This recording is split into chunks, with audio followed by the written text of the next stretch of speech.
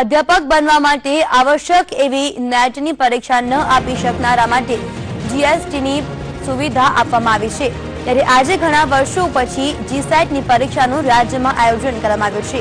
વડોદરાની MS university દ્વારા લેવાતી આ પરીક્ષામાં સૌરાષ્ટ્રમાંથી 3765 જેટલા વિદ્યાર્થીઓ અધ્યાપક બનવા માટે રાજકોટ કેન્દ્રમાંથી પરીક્ષા આપી રહ્યા છે। 350 માર્કની આ પરીક્ષા કુલ 3 તબક્કામાં લેવામાં આવી રહી છે। સવારે 9 વાગ્યાથી શરૂ થયેલી આ પરીક્ષા સાંજે 5 વાગ્યા સુધી ચાલશે। આશુતોષ ઉપાધ્યાય સંવાદદાતા જોડાઈ ગયા છે। આશુતોષ, જે રીતની પરીક્ષા શરૂ થઈ ગઈ છે, શું વિગતો પ્રાપ્ત થઈ રહી છે? વિદ્યાર્થીઓમાં કેવો માહોલ છે?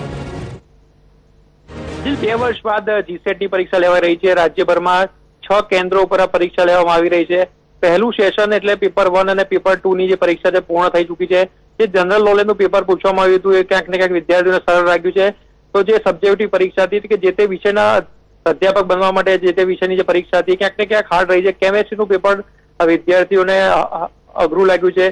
3 પ્રશ્નોની ભૂલ હોય તેવું પણ તમે જણાવ્યું છે। તો બીજી તરફ ઇકોનોમિક્સ અને અન્ય સબ્જેક્ટો જે છે તે ક્યાંક ને ક્યાંક જે પેપર છે તે સરળ અને મધ્યમ રહ્યા છે। ત્યારે બીજા સેશનની પરીક્ષા 2 વાગે શરૂ થશે અને 4:30 વાગે પૂર્ણ થશે। જી આશુતોષ, આભાર માહિતી બદલ।